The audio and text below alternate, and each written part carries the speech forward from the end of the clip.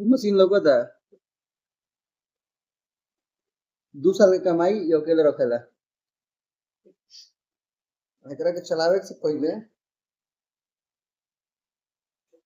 एकरा के पढ़लो जरूरी बा, ना तो खत्म कहानी।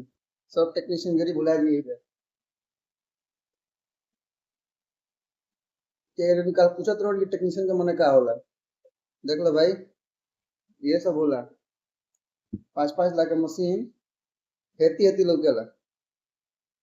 एकरा के चलावे खातिर लोग बीटेक के पढ़ के आवेला। बीटेक डिप्लोमा वाला लोग के हालत खराब हो जाला तब मशीन चलेला। हमनी के ओकरा के चलावे खातिर देखो ऑन भइल कि ना, ऑन भइल। अब बुझाइल टेक्नीशियन के मने ठीक बा।